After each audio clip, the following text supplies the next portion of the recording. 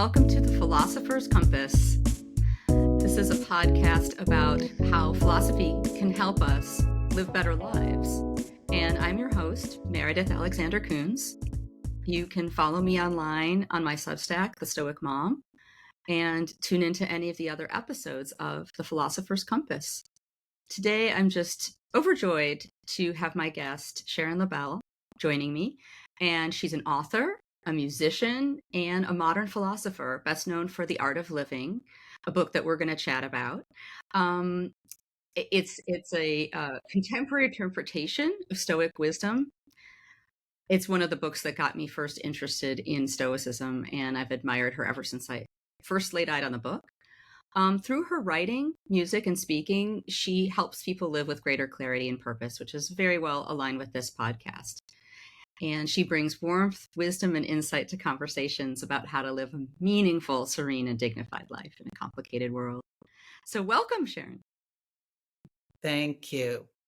Pleasure and privilege to be here. Well, I'm so glad that I've met you both online and in person.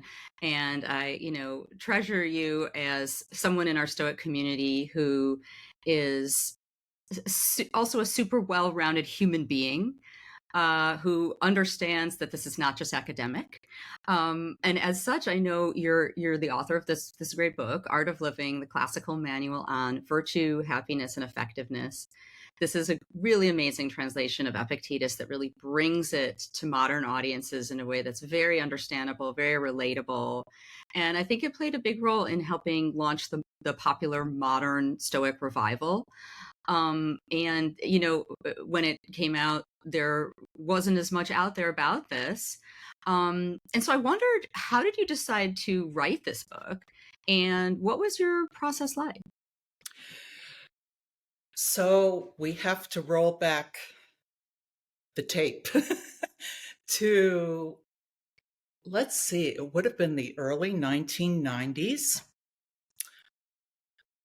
I was young then,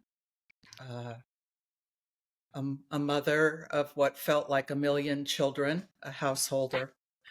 And my job then was writing popular presentations of different kinds of philosophy and religion from across the full spectrum, everything from witchcraft to evangelical Christianity. But my particular interest was existentialism and Buddhism, which was very keeping with the zeitgeist of late 1970s, 1980s, 1990s. Well, you mentioned that there wasn't much Stoicism. There was nothing. Oh, sure. There were wonderful scholarly works about Stoicism and translations, but no one knew what Stoicism, capital S, was. So how did I walk into it? Well, during my thought experiments with Buddhism and Taoism, I noticed that the focus in those traditions was on affective states.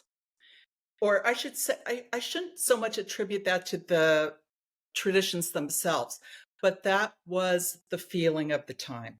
People were interested in, how do I feel? They were interested in transformative states, transcendence, getting beyond the rational. And I thought that was all well and good, but I've always been attracted to bodies of ideas that I deem morally serious. Not moralistic, not sanctimonious, but where we live, where we actually live in our day-to-day lives, where is that locus? It's in relationships. It's Mm. in you and me. It's in the person next to me in the post office. That's where we live. And morality is essentially about the decisions we make between I and you, between you and me, how we treat one another. And so I felt this was kind of a conspicuously missing piece in these efforts back then to be enlightened or to simply calm your mind down. It didn't logically make sense to me that moral behavior would would automatically arise from that. And to me, if you don't want a lawless society, and if you want to raise good children, and if you want to do good in the world, uh, you have to start with a moral lens. You have to start with actually doing what was considered totally verboten back in the day, being judgmental. Uh-oh, you're being judgmental. Right. Well, yeah, that's what life is. Life is all these micro judgments about good, better, best, and about bad, worse, worst. We want to direct our deeds in the direction of choice worthiness. Otherwise, you get really lousy outcomes. I mean, it's just logical. Anyway, I hope I haven't overspoken and lost my welcome. But I do feel a great passion about this. I like to take the spotlight off of I, and I like to put it on we. Yes, I mean, I'm completely with you on this, Sharon, and I think that's something that I was searching for too when I got interested in Stoicism, partly through your book. But it's that I was looking for an ethical framework and an ability to make good judgments based on what is better and what is not as good. And I think it's true even when I, kind of remember being in college and there was so much moral relativism, I guess you could say. And I was really Exactly. bothered by that. I felt that we needed the ability to say that something was not good or not right.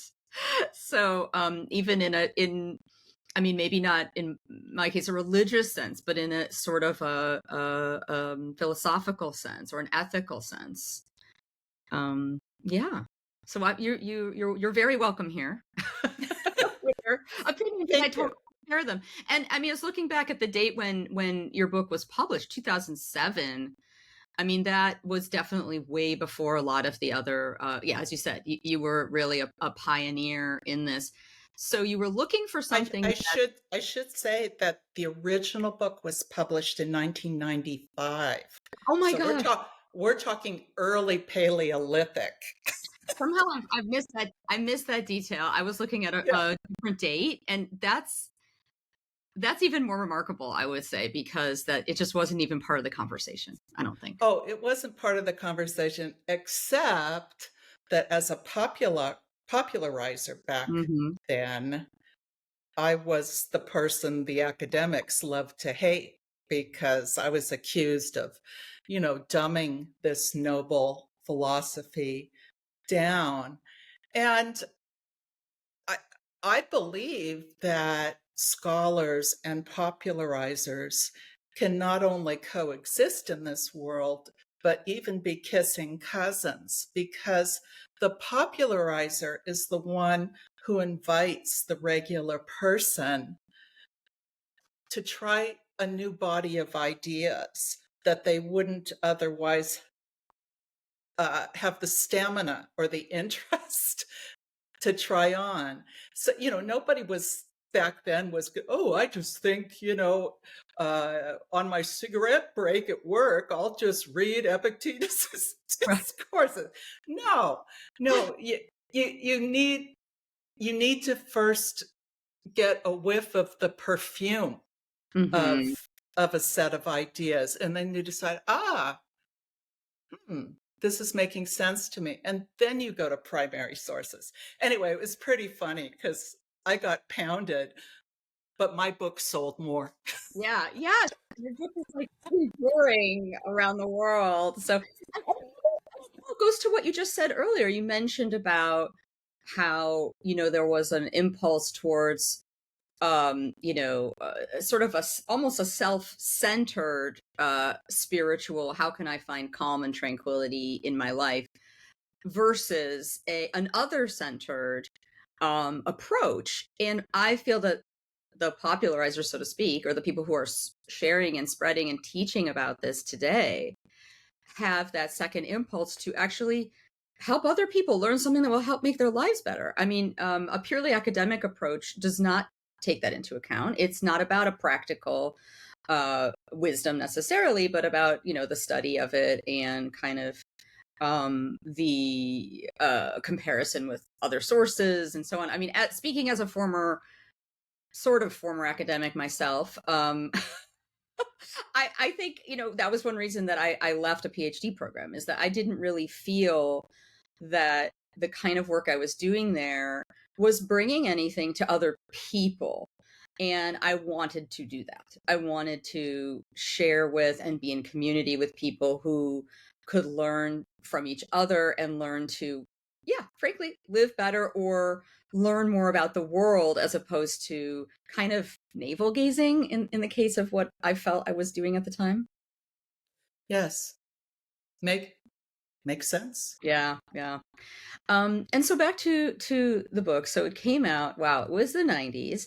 Were you surprised that the book, became so widely read and everybody started to get interested in? Oh, maybe you should also tell us, it's Epictetus, and maybe tell us sort of maybe why you chose that particular book to translate and to share widely in Stoicism, because of course there's other Sure. Stoic texts. Well, I had read Seneca. I had read Marcus Aurelius, who, by the way, for our listeners, was a student of Epictetus.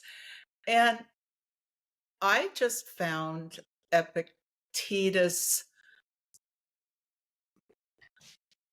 his teachings, I was going to say his writings, but we know that he himself did not write anything down. It was his uh, dedicated student, excuse me, Arian, who was taking notes in class. But what we've inherited from Arian seemed timeless to me.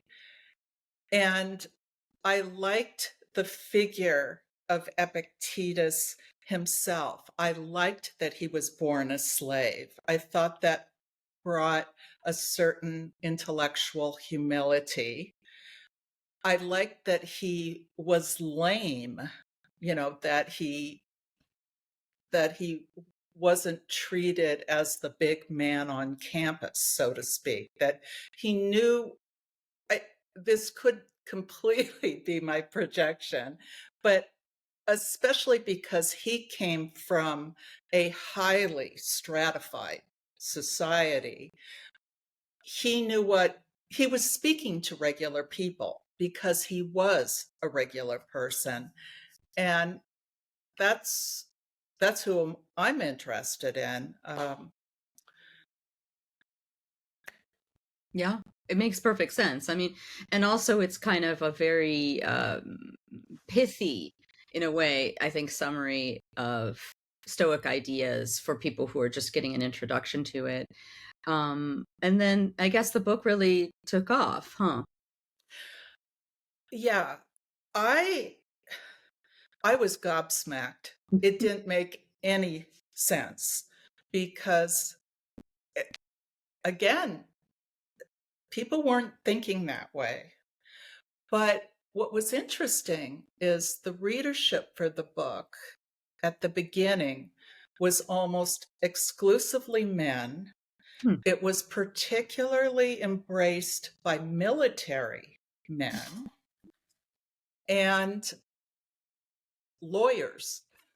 Mm. And Wow, I interesting. still haven't quite figured that out, but that was originally its core readership.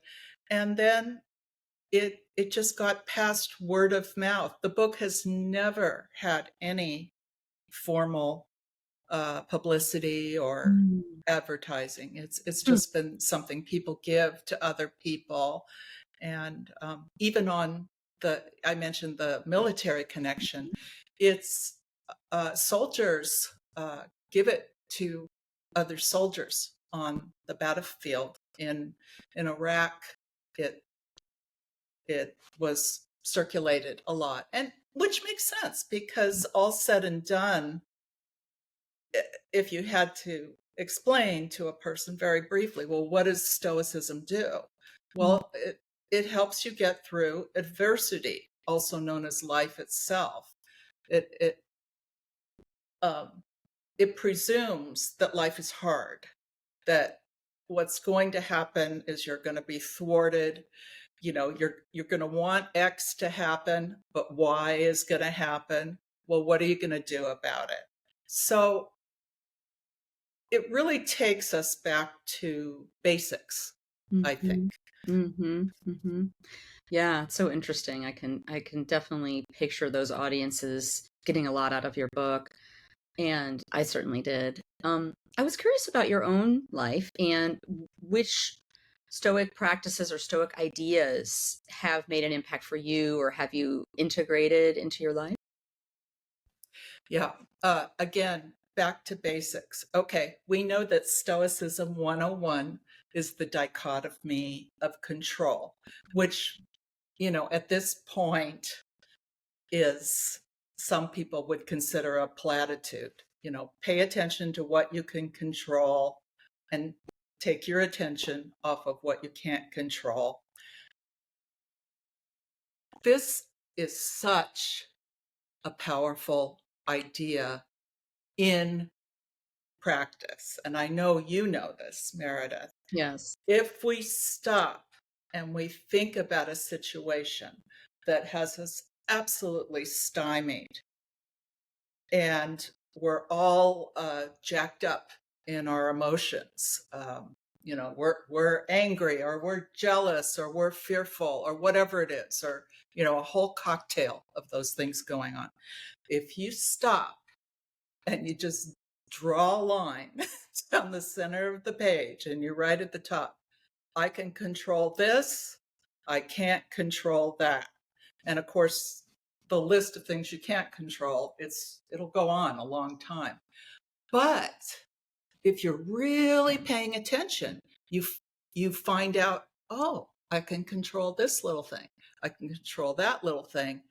And this is the part people don't talk about so much. It's not just identifying what you can control and what you can't. Now, let's go full bore into the things we can control. Stop running around in our heads about, this terrible situation is terrible situation. We all know that feeling when we start to do something about whatever it is we're concerned about. And then, you do this little thing, you make that phone call, you learn this new thing that helps you understand the situation better, whatever it is. And it um it defangs the situation. Suddenly what you thought was this terrible monster, just kind of becomes something you're dealing with, and it gets exciting and fun to just, okay, now we're going to do this thing that we can control, and now we're going to do that thing. And it's actually such a fun exercise, actually, because it makes your mind nimble. You're Mm. not turning to chat GPT, which I don't say with any scorn, but it is so fun to watch your brain become so festive and effusive.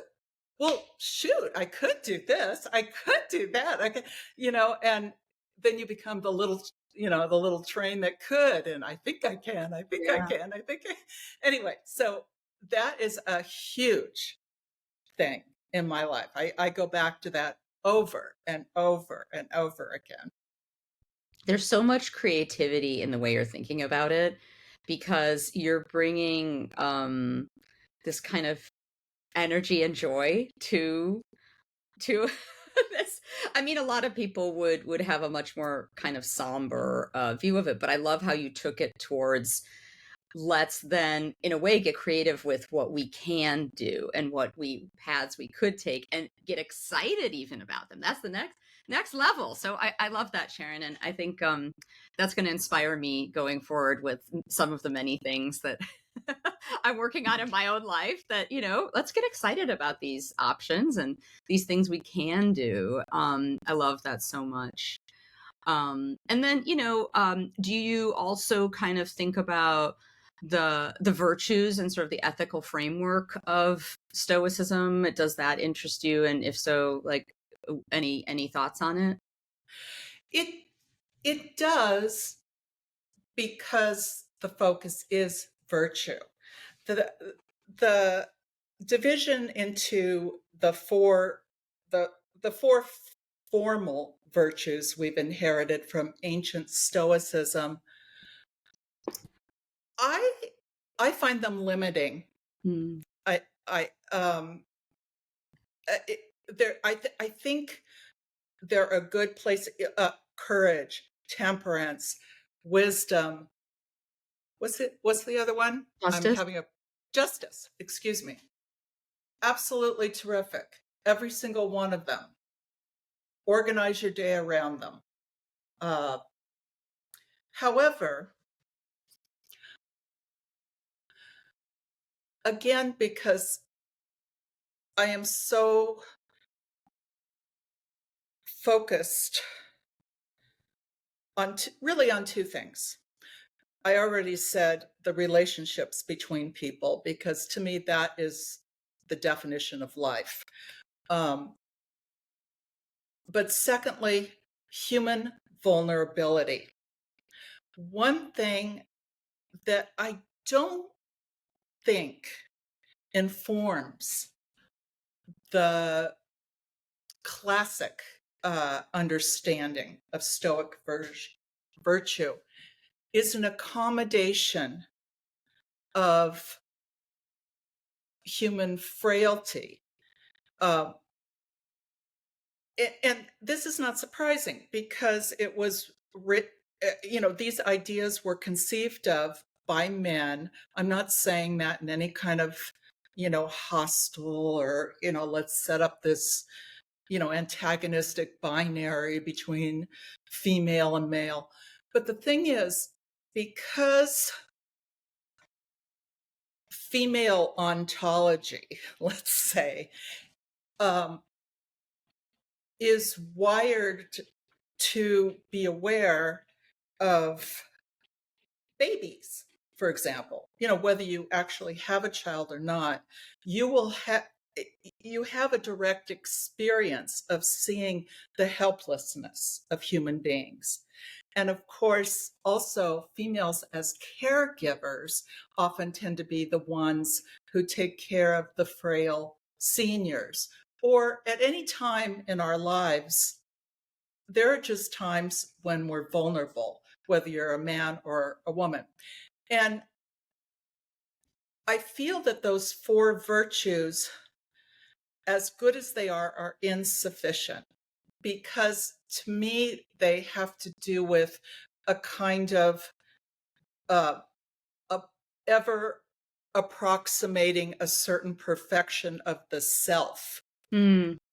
but without taking into account, again, we, and that there's times when you can't be the hero with 1,000 faces. There are just times when you can't, Right. and maybe you don't even want to. But you know what?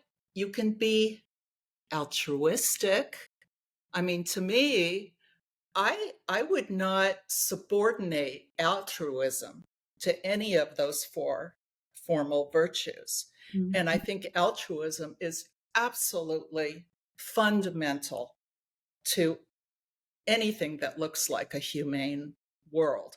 For Mhm. starters, I mean, you could really wind me up, and I No, no. I mean, this is I agree with you. I agree with you. Yeah, yeah. completely. And I should say as a side thing too that Mhm. I I do not consider myself a Stoic. Mhm. I'm not. That's that. And again, there's no antagonism there. But to me, it's kind of laughable to say I'm a Stoic because any version of applying some of these ideas we've taken from 2000 years ago and applying them today, they are so cherry picked. I mean, Yeah. first of all, we don't people don't talk about the logic branch Mhm. of Stoicism or the cosmology because we're not going to take on the cosmology of the Right. ancient Greeks, Right. you know, and we're also not going to take on the societal structure. And, you know, it's so we're cherry picking this tradition. Mhm. That's fine. We've got a body of ideas that help people. But for God's sakes, there's no membership card in this thing called Stoicism. That's There's right. no dues to pay. There's no club. And for me, as soon as you say ism, what always happens is certain personalities rise to the top as Mm. being the official people who are going to tell you this is what modern stoicism or modern this or modern that means. And then I, I don't know, I just get the willies with that because I like to live my life as a set of thought experiments, and everything changes.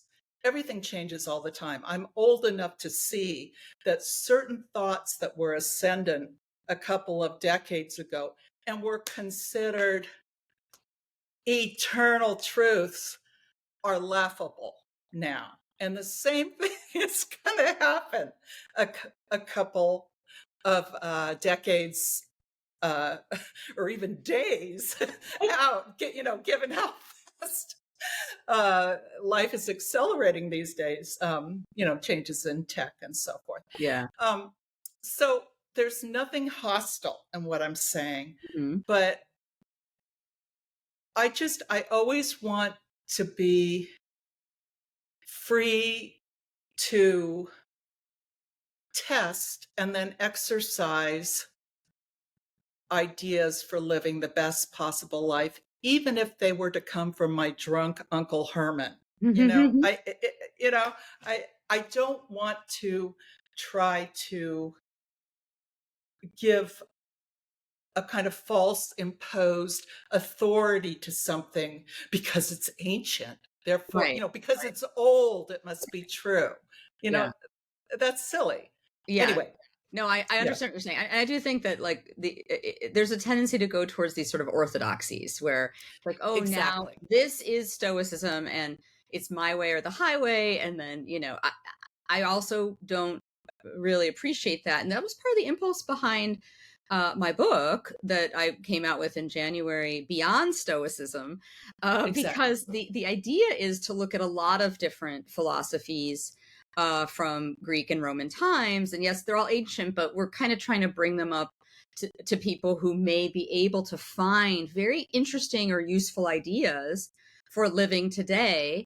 Um, and they don't have to come from Stoicism. They could come from these other philosophers or traditions. So that's part of my take on it. But you also mentioned existentialism and Buddhism and other things you've explored.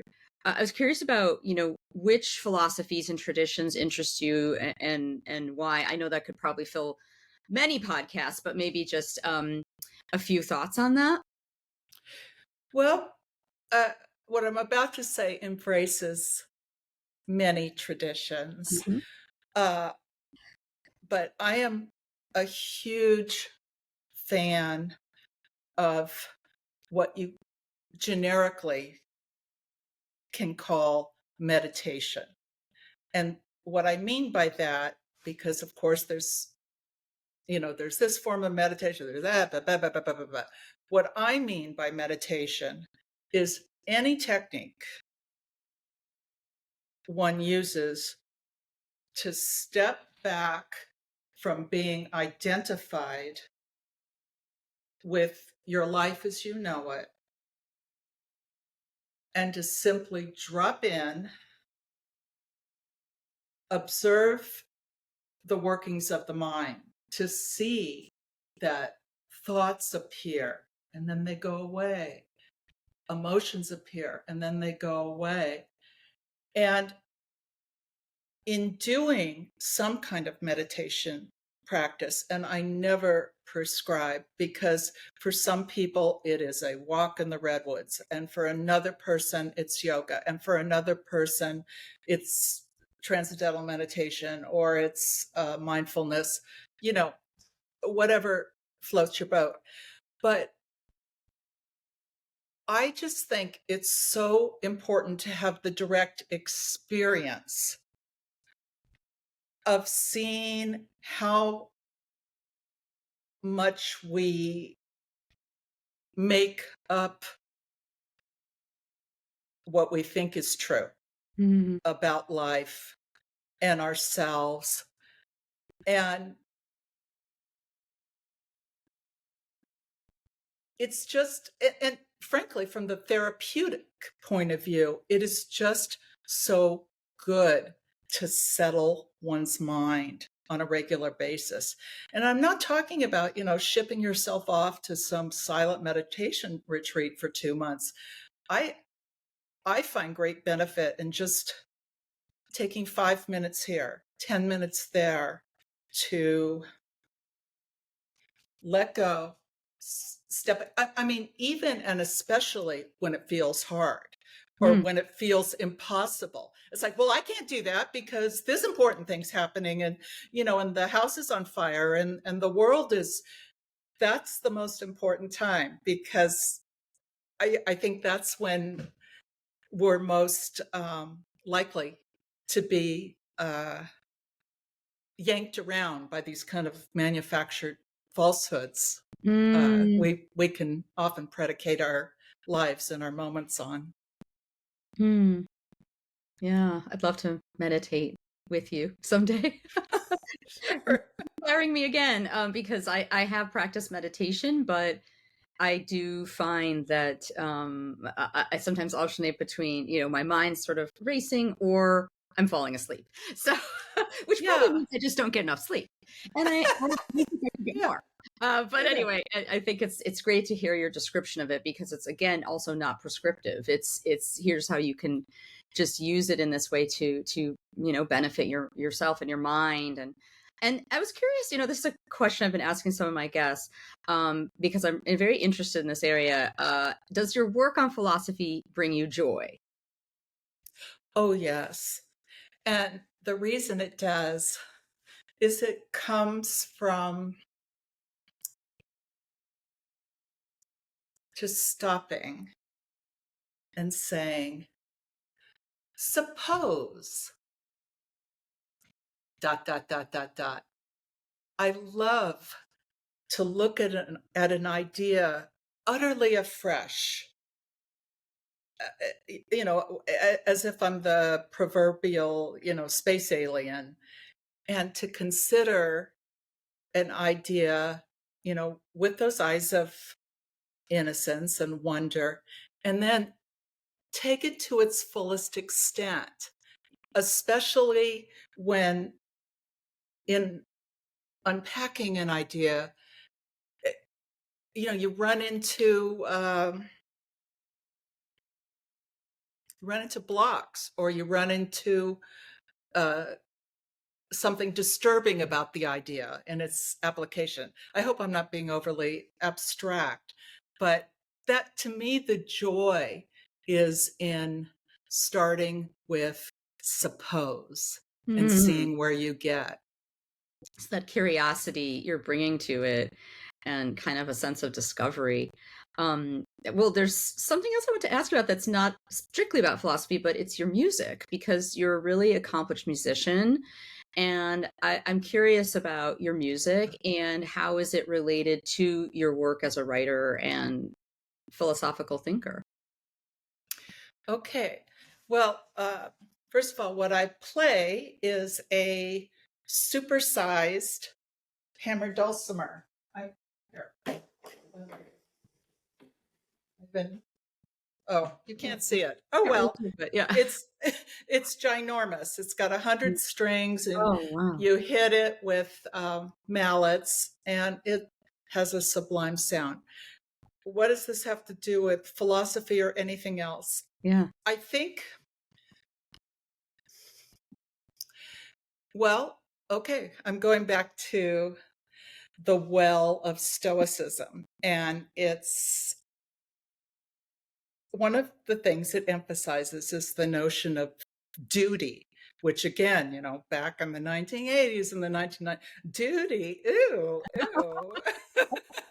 I don't know. Because we think, I don't know, some people think of duty as, crew cuts and yes, sir, Mhm. but I think there are certain moments in our lives where something happens to us, call it, a synchronicity or a, divine coincidence or something. Something says this is for you to do because no Mm, one else is going to do it. mm, And that's what happened with me in this instrument. When I was 18 years old, I heard a variation of this instrument played. And the moment I heard the sound of it, I just thought, boy, that's a good sound. People need to hear that sound. And so it has been out of a sense of duty, really, for lack of a better word, that I've developed as a musician. Because we all know that practicing any art or craft or it can be very tedious doing your scales and all this. But if at the other side you can produce something uniquely beautiful that makes people cry inexplicably, not because mm, you're seeking to create that effect, but that you're somehow an instrument of of of joy or feeling states in other people that they can't even name. In fact, mm, it's better if they can't name them. It's more mm, interesting that way. Um, I think that's a good thing, and that's what's uh, animated my life as a musician, especially because no one needs a ginormous hammer dulcimer. Every group is, oh, we need. Hey, does anyone know a bassist or does I mean, like I'm the most supernumerary mm. thing. There's no need for me, but I have my own little infinitesimally small place in the world of wonder and my own little grasshopper sized contribution to make. And it's wonderful. It's a privilege. And I also, well, I don't know if this relates to philosophy, Meredith, but I think it's really important to be multilingual. Mm. And by that, I mean not necessarily verbal languages, though I wish I were a polyglot. I'm not. But to have the language of music uh, as a way to communicate is such a wonderful way to help people do an end run around words and all the categories that ossify around their words. So enough said. Yeah, no, that's beautiful. That's so beautiful. And that's super interesting about the kind of the languages or these means of communication. I think about that sometimes with my daughters because they're both very good at math, in addition to very good at writing. And I feel that there's somehow this other language of math, which is one that I personally don't fully understand. But I love the fact that that is, another language for them and for people who can appreciate that kind of approach. And you're right, it's a very different way of using your brain.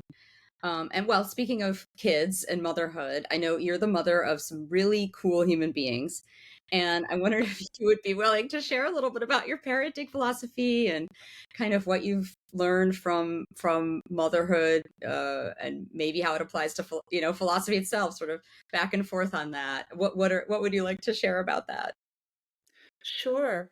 Well, I have 4 adult children of my own, and I raised what are now 2 adult children from my husband, who was a widower when I married him. So we raised 6 children, and all of them now are partnered, and several of them have children. It's a big world that Amazing. has issued from us. Like all parents, when we were in the thick of it, it was just any day in our house was 52 pickup. I mean, it was nuts. But and we were just doing the best we could. I would I mean, I'm really just kind of saying this on the fly. I I don't know. Well, okay, I'll just give it a whirl. I think there were 2 things that I'd like to say we did in some kind of calculated way, but that would not be the truth at all. One thing was everybody in the household was free to express whatever they wanted to express, as long as it was constructive and didn't hurt other people. But I think we encouraged a lot of exchange of ideas. I think all of the children felt, and they're all so different from one another. I think they all felt very safe to be themselves. At at the same time, there was a lot of structure in the household by necessity. There were so many kids, and I remember there was one time where every single one of them was going to a different school, and we were getting the school notes from the different ones. I Oh mean, wow. it's just, I surrender. But we had we had rituals that, in hindsight, I realize were very helpful to us as parents because they brought order to the chaos. And I think they grounded the kids. And one of them was, the old thing of having dinner together every night. Yeah. We had dinner together every night, and it was like a summer camp. Everybody had a different job. You're on KP, you set the table, blah, blah, blah, blah, blah, blah.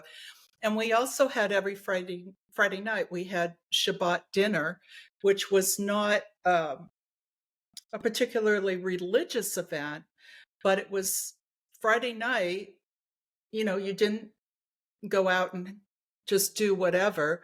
We had a big family meal together and caught up. And we would do this thing where we'd go around the table and say, what was your what this for today, what was your rose, what was your thorn, and what was your bud? It's very Yeah. summer camp. And so each kid, whether they were the little peanut of the group or someone in high school, would share what was a good thing that happened, what was a bad thing that happened, what were they looking forward to. And I think that was really helpful. Other than that, I the nature nurture controversy, I think, will be with us in perpetuity. There's a lot of dumb luck, I think, in how they turn out. We all do the best we can with our kids, but I know all of my kids, each of them went through a very hard time that was hard enough that my husband and I were scared, really scared. Like, is this going to be the way it's always going to be? Hmm. And they made it to the Yeah. other side, Mm. stronger and more capable and understanding of other people because of it. Each one had a sort of a different theme in their uh, difficulties or cracking up or whatever it was. And I don't mean to sound overly casual about that, because Yeah. there were definitely rough times. And I say that, I think it's really important to say that, because there are so many families that look really good. I mean, my family looks really good. We present well on paper and in the photographs and stuff, but it it was hard. It was hard for us as a family. It was hard for us as individuals, not uniquely, but because we're human. And that, of course, is what brings us back to philosophy. How do we just be decent human beings? I mean, to me, that's the gold standard. I'm not looking for superheroes. I, you know, I don't need to have a child or to be someone who has outsized effect in the world. I love decent people whose word and deeds you can trust. End of story. Yeah. I mean, that's the goal with being a parent, is hoping that your kids will turn out to be good people, and it's very confusing because there are a lot of other goals these days for parents, right? That pop up around kids' achievement and what does success mean and all those things.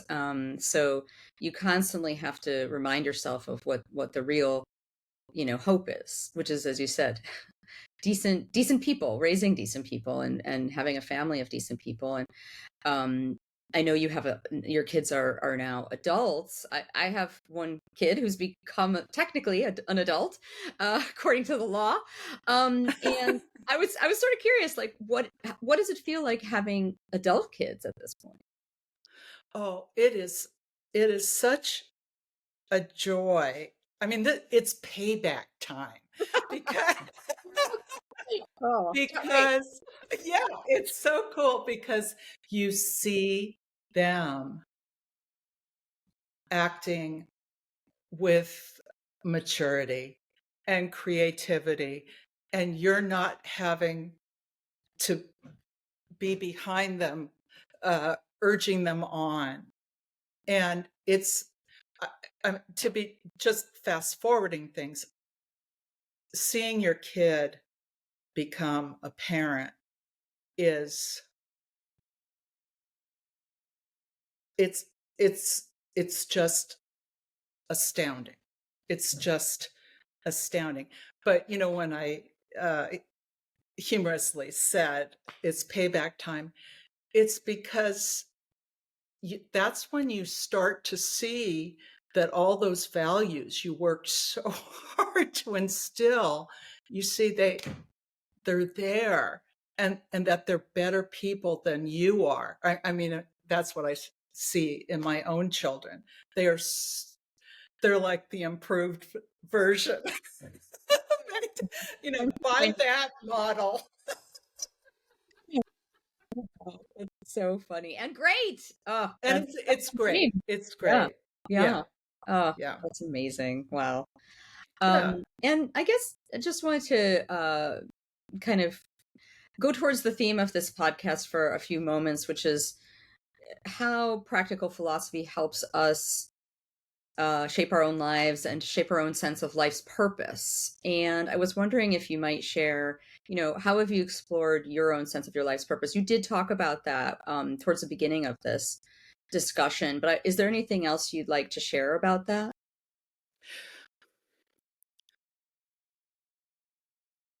The only thing I would say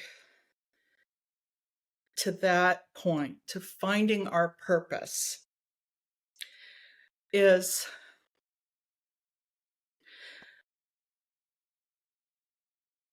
I think that's what is really important is whatever is going on in this particular moment. And I think sometimes it's helpful for us to be able to, I don't know, maybe have a personal mission statement or something like that. But I don't know, my mind is have a very simple mind. I can only concentrate on one thing at a time, even though my brain is always full of bees.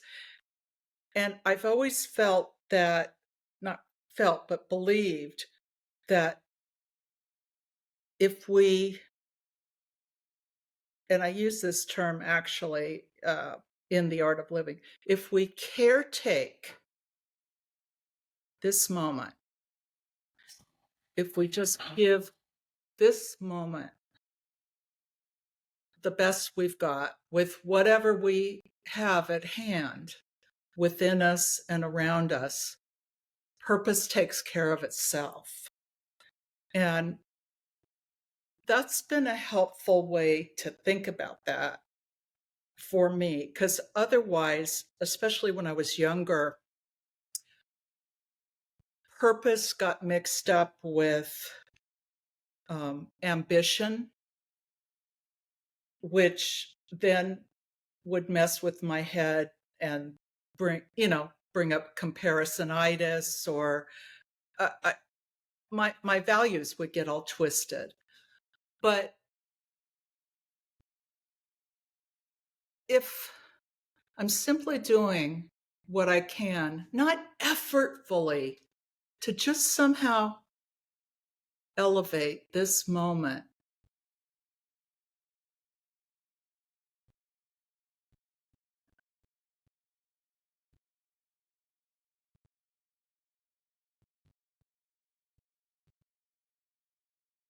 everything turns out really well. Profound. I mean, I feel you're channeling Marcus Aurelius for me right now. I mean, because I do think, Oh, say more. yeah, no, his emphasis on the moment. This is all we have, and this is what we should focus on. The past is the past and done with. The future doesn't exist yet. We are kind of in this moment, and that has huge meaning for me too, especially as someone who tends to, you know, worry a lot or spiral a lot, like myself. I spiral into, oh my God, what's going to happen? And this is going to be terrible. And, sort of that anxious feeling. Um, Again, it's kind of like meditation, centering back onto that. This is the moment. I really love what you said. How can I elevate this moment? Yes. Any other advice for other people kind of seeking to define their sense of purpose or their life philosophy? I think it's really important to regularly expose ourselves to new experiences and new ideas, and especially uh, ideas and experiences that aren't part of our ken. Like Mm. uh, it's to play golf if you've never golfed and never thought you liked things with balls that you hit. To it's the world is so big, and the imagination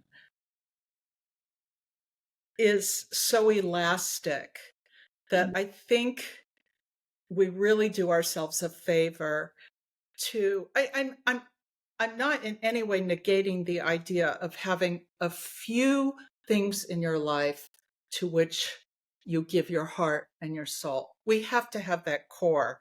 Mhm. Otherwise, the center doesn't hold, right? Yeah, yeah. um, but I I just think it's so important to just put ourselves in unfamiliar situations and to read books about times and places and situations that we don't encounter in our regular lives because it enlarges us. And I think it makes us more patient with other Mm, people because we realize that, we just don't know that much about anything. yeah. It's a perspective taking because we really don't. I mean, go back to Socrates, we really don't. What do we know? And I think it's important as a former historian too.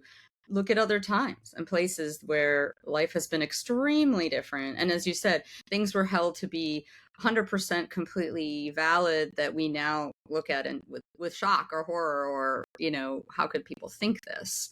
Um, so yeah, I think you're really, really onto something with all of this, Sharon. You are so inspiring and so amazing, and I really appreciate you talking with me today. It's it's just a wild pleasure. And I want to thank you, Meredith, just for talking, just for your words a couple paragraphs back about the importance of what we do with our moments, because it really is the easiest thing in the world to waste, dismiss, or minimize our moments. And that that is just the worst thing. This is not a transition to the more important times. This is all we got. Yeah. And it's beautiful just the way it is. And we're safe. And there's just so much beauty and opportunity right here with what Mm. we've got. I think that's a perfect place to end our conversation. It's been such an honor to speak with you today, and oh, I'm going to be thinking about this for quite a long time. Thank you so much, Sharon, for joining me. Meredith, thank you.